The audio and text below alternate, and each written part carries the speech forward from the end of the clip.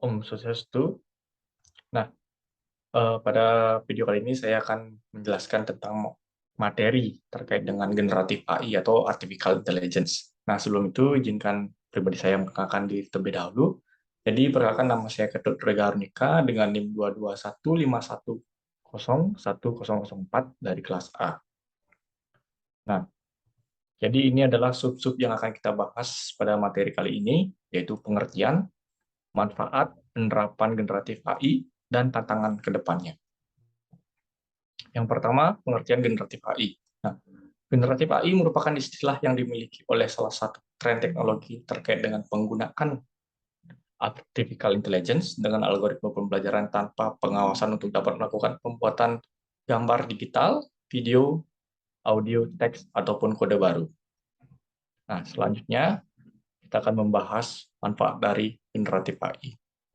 Nah, manfaat generatif AI yang pertama yaitu dapat membantu berperan dalam otomatisasi proses berulang yang dipergunakan dalam koreksi gambar digital dan audio digital. Yang kedua, dapat digunakan secara eksperimental pada bidang manufaktur sebagai alat pembuatan prototipe cepat. Yang ketiga, dapat digunakan pada bisnis untuk membantu augmentasi data pada robotic process automation atau RPA. Yang keempat, dapat memberikan proteksi terhadap identitas dengan memproduksi avatar dan menyediakan keamanan untuk berbagai pihak yang tidak ingin diketahui identitasnya saat melakukan pekerjaan ataupun sesi wawancara. Nah, selanjutnya kita akan membahas tentang penerapan generatif AI dalam bidang marketing. Sebenarnya, penerapan generatif AI bisa dilakukan di mana saja atau di sektor mana saja, namun yang lebih mencolok adalah di bagian marketing. Jadi saya akan membahas penerapan generatif AI dalam marketing. Nah, adapun beberapa tahap dalam penerapan generatif AI dalam marketing, yaitu yang pertama, text generation, yang kedua, image generation, yang ketiga, video script generation, dan yang keempat, deepfake, yang kelima, dialog for chatbot. Nah, yang pertama, text generation. Nah, dengan menggunakan teknologi AI, kita dapat menghasilkan konten tertentu, menjadwalkan waktu membuat konten, menghasilkan ide membuat konten, serta mendapatkan insight tentang topik yang sedang tren dan populer. Saat ini sudah ada tools marketing teknologi yang melakukan banyak hal secara otomatis, seperti menghasilkan iklan baris yang unik dan membuat deskripsi produk. Nah, kita bisa lihat dari contoh ketika kita membuka website, kemudian muncul teks yang berisi tentang promosi-promosi produk atau lainnya. Jadi itu termasuk dalam text generation. Selanjutnya, image generation.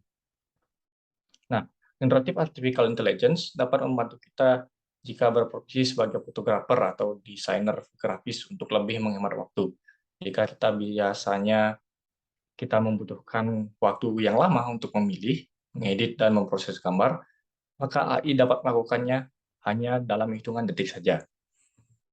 Contohnya adalah sebuah toko online.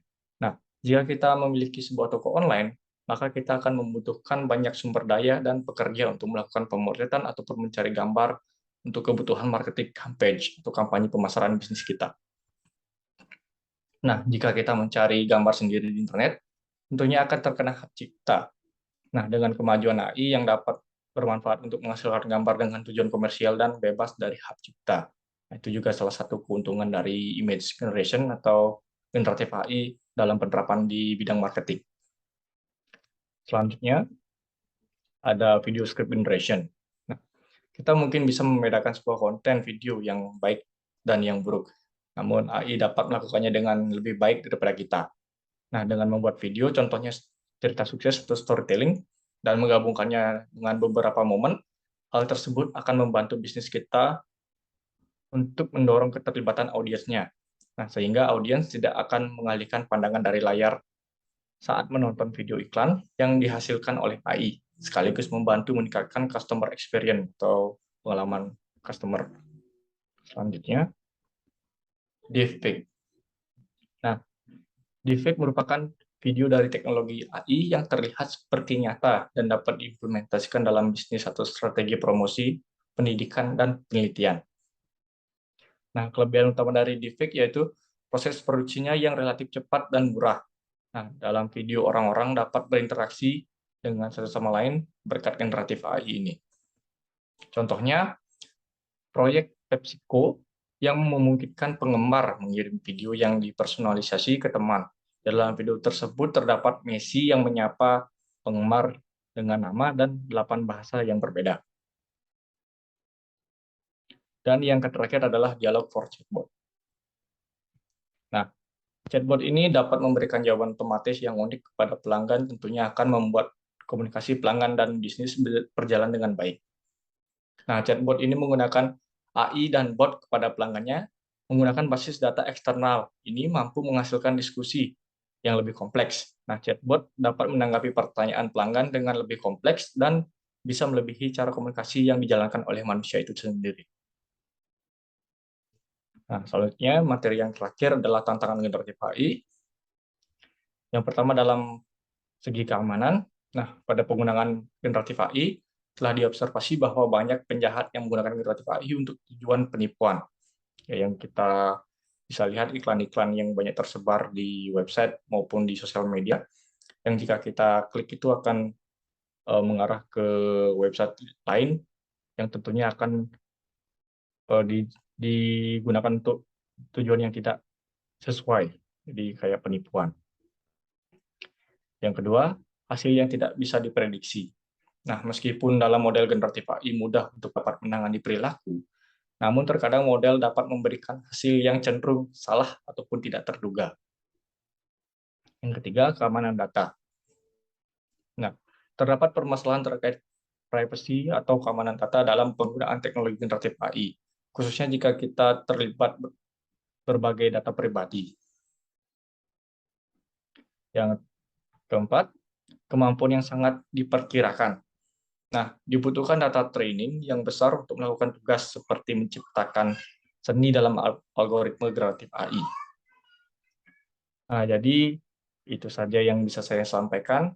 Saya harap audiens mengerti dengan apa yang saya sampaikan.